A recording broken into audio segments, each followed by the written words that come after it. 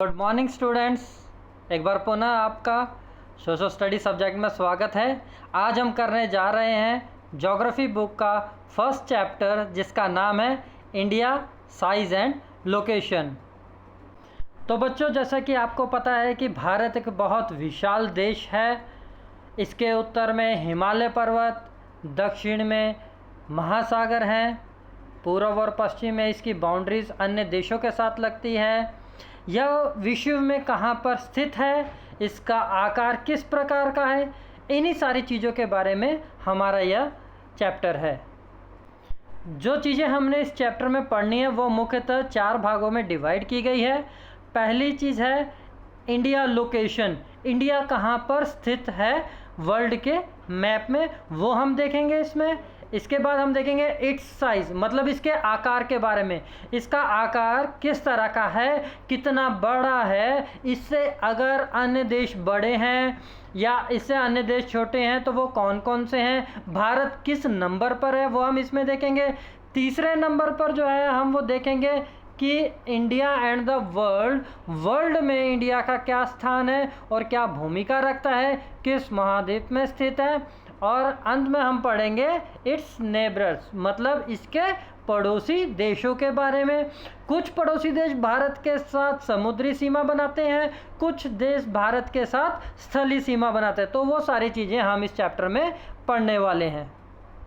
तो इंडिया की लोकेशन में, इंडिया की स्थिति में जो सबसे महत्वपूर्ण बात आती है वह यह कि India is located in northern hemisphere between latitude extend of 8 degree 4 minute से लेकर 37 डिग्री 6 मिनट नॉर्थ तक, और जो लॉन्गिट्यूड एक्सटेंड है इसका वो है 68 डिग्री 7 मिनट से लेकर 97 डिग्री 25 मिनट ईस्ट, यानी कि पूर्व तक यह स्थित है। तो बच्चों, सबसे पहले तो हमें हेमिस्फीयर समझना पड़ेगा कि हेमिस्फीयर किसे कहा जाता है। ये देखिए, ये अर्थ आपके सामने बनी हुई है पूरी की पूरी। अब इसमें से जो सेंटर में से जो लाइन डिवाइड करती है पूरे अर्थ को, इसको हम इक्वेटर कहते हैं, भूमध्य रेखा। इसके उत्तर वाले भाग को नॉर्दर्न हेमिस्फीयर कहा जाता है, जो ये आधा भाग है नॉर्थ वाला नॉर्दर्न हेमिस्फीयर, और जो साउथ वाला है वो सदर्न हेमिस्फीयर कहलाता है। तो भारत जो है वो नॉर्दर्न हेमिस्फीयर, मतलब इसमें कहीं पर स्थित है। अब वो कैसे हम ढूंढेंगे उसे हम देखते हैं। इसके साथ ही बच्चों एक और लाइन है जो पूरे अर्थ को 2 इक्वल पार्ट्स में डिवाइड करती है, उसका नाम है प्राइम मेरिडियन। यह पास होती है इंग्लैंड से, ग्रीनविच मीन टाइम से, जिसके कि ईस्ट में जो कंट्रीज़ आते हैं उन्हें हम कहते हैं ईस्टर्न हेमिस्फीयर वाले कंट्रीज़, और जो वेस्ट में आते हैं उन्हें हम कहते हैं वेस्टर्न हेमिस्फीयर वाले कंट्रीज़। इस लाइन का नाम है प्राइम मेरिडियन, जो पूरी दुनिया को 2 इक्वल पार्ट्स में डिवाइड करते हैं। जिस तरह नॉर्दर्न हेमिस्फीयर और सदर्न हेमिस्फीयर को डिवाइड करने वाली लाइन का नाम था इक्वेटर, उसी तरह इसका नाम है प्राइम मेरिडियन। तो बच्चों, आगे बढ़ने से पहले हमें ये ग्रिड के बारे में पता होना चाहिए कि लैटिट्यूड और लॉन्गिट्यूड किसे कहते हैं। सबसे हम पहले देखेंगे कि लॉन्गिट्यूड क्या है। लॉन्गिट्यूड वो इमेजिनरी लाइन है जो नॉर्थ से साउथ की ओर जो है ड्रॉ की जाती हैं। इस तरह से ये जो प्राइम मेरिडियन है हमारी, हम मध्य से निकालते हैं, जो ग्रीनविच मीन टाइम से पास होती है, इंग्लैंड से जाती है। इसके ईस्ट में जो है 180 ईस्ट में है, यानी कि पूर्व में है, और 180 जो है इसकी पश्चिम में। इसी तरह जो इक्वेटर है, जो पूरी दुनिया को 2 हेमिस्फीयर नॉर्थ और साउथ हेमिस्फीयर में डिवाइड करती है, इक्वेटर कहते हैं। इसके नॉर्थ में जो है ये लैटिट्यूड्स हैं, पैरेलल्स लाइन भी इन्हें हम कहते हैं। इनकी संख्या जो है 90 जो है वो नॉर्थ में है, और 90 ही जो है ये साउथ में होती हैं। तो लैटिट्यूड और लॉन्गिट्यूड यानी कि अक्षांश और देशांतर रेखाओं के द्वारा हम किसी भी देश की स्थिति को ज्ञात कर सकते हैं। अब हम देखेंगे कि भारत का अक्षांश और देशांतरी विस्तार किस तरह का है, जिससे कि हम उसे वर्ल्ड के मैप में आसानी से ढूंढ पाएँ। तो ये देखिए बच्चों, जैसे मैंने आपको बताया कि जो हमारे पास लैटिट्यूड्स हैं, जो अक्षांश रेखाएं हैं, वो हमारे पास 90 हैं इक्वेटर से लेकर। ये देखिए यहाँ से यहाँ पर जो है हमारे पास 0 डिग्री नीचे है, उसके बाद 1 2 3 4 और ये 8 डिग्री को, जैसे यहाँ पे लिखा हुआ है 8 डिग्री 4 मिनट उत्तर, इसको ये हमारी जो दक्षिणी सीमा है वो टच करती है। 8 डिग्री से लेकर ये 37 डिग्री 6 मिनट, ये देखिए यहाँ पर लिखा हुआ है उत्तर तक भारत जो है, जो भारत के पैरेलल रेखाओं का जो विस्तार है लैटिट्यूड्स का, वह यहाँ पर स्थित है।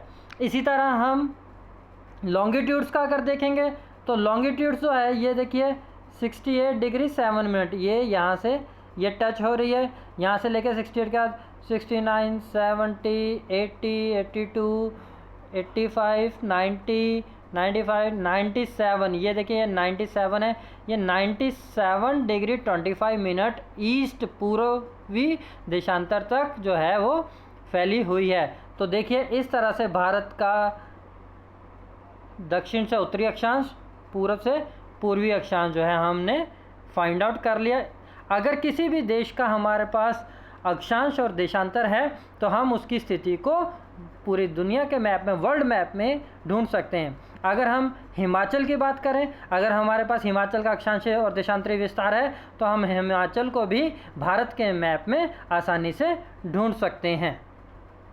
तो ये था हमारा पहला पॉइंट कि ये था पहला पॉइंट हमारे पास अक्षांश और देशांतरी विस्तार के बारे में। अब जो दूसरा पॉइंट है हमारे पास कि divided India into 2 equal part by Tropic of Cancer, एक ऐसी रेखा है जो भारत को 2 इक्वल पार्ट्स में डिवाइड करती है। इससे पहले एक रेखा और थी जो पूरी दुनिया को 2 इक्वल पार्ट्स में डिवाइड करती थी। ऊपर वाले हिस्से को हम नॉर्दर्न हेमिस्फीयर कहते थे और ये नीचे वाला हिस्सा इसको सदर्न हेमिस्फीयर कहते थे। जो देश यहाँ पर आते थे उसे हम नॉर्दर्न हेमिस्फीयर वाले देश कहते थे और कुछ देश जो दक्षिण में आते थे इसे हम दक्षिणी हेमिस्फीयर वाले देश कहते थे। अब इसी तरह एक और रेखा है जो भारत को भी 2 भागों में बांटती है, उसका नाम है ट्रॉपिक ऑफ कैंसर, जो कितने डिग्री पर है, 23.5 डिग्री नॉर्थ पर वह स्थित है। आइए पुनः इस मैप के द्वारा हम उसी ट्रॉपिक ऑफ कैंसर को देखेंगे जो भारत के बिल्कुल मध्य में से होकर गुजरती है। देखिए यहाँ पर बने हुए 23.5 डिग्री, 23.5 डिग्री पर उत्तर में यह स्थित है। ये देखिए ये तो अगर आपसे पूछा जाए कि ट्रॉपिक ऑफ कैंसर जो भारत को 2 प्रमुख भागों में बांटती है, उत्तर और दक्षिण में, तो वो किन राज्य से होकर गुजरती है, तो आप क्या बताएंगे?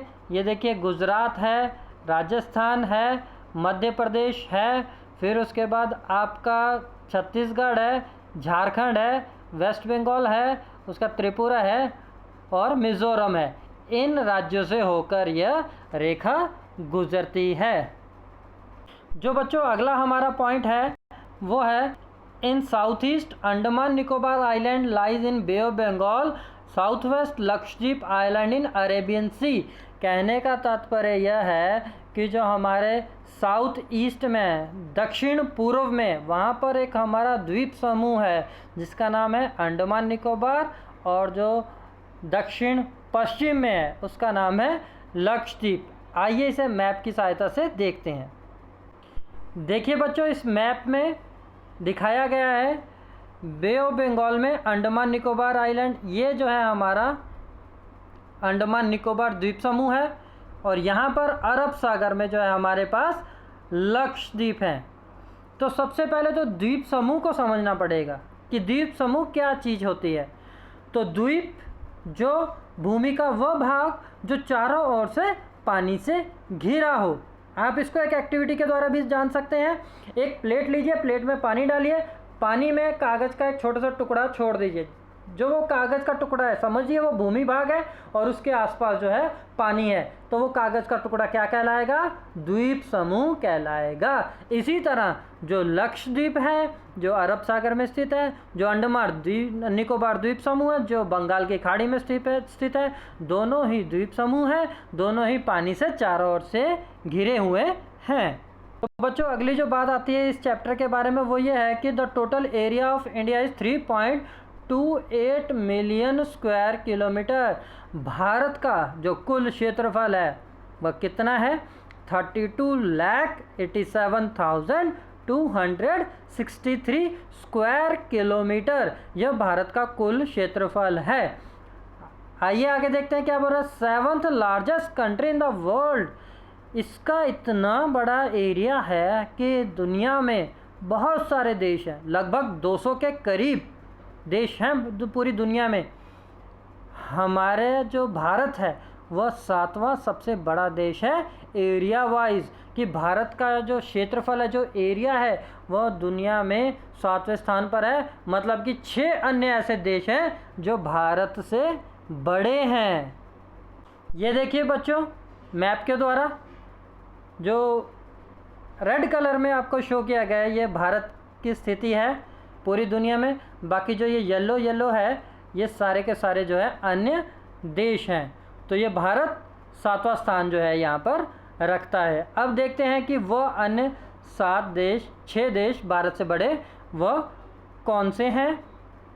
तो देखिए बच्चों इस स्लाइड में, इसमें सबसे बड़ा जो देश है, जिसका एरिया, जिसका क्षेत्रफल सबसे ज़्यादा है पूरी दुनिया में, वो है रशिया। मतलब रूस, जिसकी कैपिटल मॉस्को है, वह दुनिया का सबसे बड़ा देश है क्षेत्रफल के हिसाब से। दूसरे नंबर पे आता है कनाडा, तीसरे नंबर पे यूएसए, चौथे नंबर पे चाइना, पाँचवें नंबर पे ब्राज़ील, छठे नंबर पे ऑस्ट्रेलिया और 7वें नंबर पे हमारा इंडिया आता है। ऑस्ट्रेलिया भी इंडिया से बड़ा है, उसका क्षेत्रफल भी भारत से जो है वो तो बड़ा है। तो यह थे भारत से 6 अन्य देश जो भारत से बड़े हैं। इन्हें आपने लर्न करना है। कौन कौन से हैं? Russia, Canada, USA, China, Brazil, Australia. Okay बच्चों। अब बात आती है बच्चों इसकी लैंड बाउंड्री के बारे में। तो यह जो पॉइंट है यह हमें यह बताता है कि जो भारत की भूमि सीमा है, स्थल सीमा, उसकी लंबाई जो है 15,200 किलोमीटर है, 15,200 किलोमीटर, जो हमारी इंटरनेशनल बाउंड्री लाइन है। अभी आप देख रहे हैं कि भारत और चाइना के बीच में विवाद चल रहा है, काफ़ी ज़्यादा विवाद हो गया है। हमारे 20 जवान जो है वो शहीद हुए हैं, वो इसी LAC पर, लाइन ऑफ एक्चुअल कंट्रोल पर शहादत उन्हें मिली है। तो यह हमारी जो सीमा है, कुल सीमा, यह 15,200 किलोमीटर है, जो चाइना, पाकिस्तान, अफ़गानिस्तान, नेपाल, भूटान, म्यांमार और बांग्लादेश के साथ लगती है। इसके अलावा हमारी जलीय सीमा भी, जल में भी हमारे साथ दूसरे देशों के साथ जो है, जो हमारी लंबाई है हमारी भूमि की, वो है 7,516.6 यानी 5,517 किलोमीटर लगभग। आइए अब इसे मानचित्र की सहायता से देखते हैं। तो बच्चों इस मानचित्र के द्वारा हम देखते हैं कि भारत की जो सीमा है, जो स्थल सीमा है, ये देखिए गुजरात से लेकर राजस्थान होते ही पंजाब, जम्मू कश्मीर और फिर हिमाचल का भी कुछ एरिया है, उत्तराखंड, उत्तर प्रदेश, बिहार, सिक्किम, अरुणाचल प्रदेश, असम, नागालैंड, मणिपुर, मिज़ोरम, त्रिपुरा और वेस्ट बंगाल। इन राज्यों की जो है स्थलीय सीमा अन्य अंतर्राष्ट्रीय सीमाओं के साथ लगती है, अन्य देशों के साथ लगती है, जिसकी कुल लंबाई जो है 15,200 किलोमीटर है। इसी तरह हमारी जो जलीय सीमा है वो गुजरात में है। ये देखिए महाराष्ट्र, गोवा, कर्नाटका, केरला, तमिलनाडु, आंध्र प्रदेश, उड़ीसा और पश्चिम बंगाल। यह जो है हमारी जलीय सीमा है वो 7,516.6 किलोमीटर जो है कुल लंबाई बनती है। अगर मैं इसे ज़्यादा डिटेल में बताऊंगा तो ये देखिए, ये भारत का मैप जो है, यहाँ पर कहीं पर हमारी अंतर्राष्ट्रीय सीमा चाइना के साथ लगती है, जिसके ऊपर की अभी विवाद चल रहा है। अगले और अंतिम पॉइंट में हम देखते हैं कि भारत की स्थिति कैसी है। In north west, north and north east India young fold mountain bounded, मतलब कि भारत के उत्तर और उत्तर पूर्व में जो है इसे यंग वलित पर्वत जो है, युवा वलित पर्वत जो नवीन वलित पर्वत के नाम से भी जाना जाता है, स्थित है। और नेक्स्ट पॉइंट है south of about 22 degree north latitude India narrow and finally extend toward the Indian Ocean. It also divide into 2 sea, Arabian and Bay of Bengal. कहने का तात्पर्य यह है कि जो उत्तरी सीमा है भारत की, वहाँ पर हिमालय पर्वत है, और जो दक्षिणी सीमा है वो जो है एक ट्रायंगल के शेप में है और जो है समुद्र से घिरी हुई है। मानचित्र की सहायता से इसे देखते हैं हम। तो बच्चों, जैसा कि पिछले चैप्टर में हमने पढ़ा था, जो हमारे भारत के प्राकृतिक स्वरूप है उसके बारे में, तो हिमालय जो पर्वत है वो जो है उसकी लंबाई 2400 किलोमीटर है। एक आर्क के रूप में यह स्थित है, एक चाप के रूप में। 3 पैरेलल जो है इसकी जो है रेंजेस हैं, बाह्य हिमालय, मध्य हिमालय और शिवालिक हिमालय। तो यह उत्तर में हमारी सीमा को बनाता है। और दक्षिण में हम देखते हैं कि भारत जो है वो एक ट्रायंगल के रूप में है, जो पूर्व में अगर देखेंगे तो बंगाल की खाड़ी और पश्चिम में अरब सागर जो है वो स्थित है, और बिल्कुल इसके दक्षिणतम बिंदु में, दक्षिण कन्याकुमारी के साउथ में जो है हिंद महासागर स्थित है। धन्यवाद।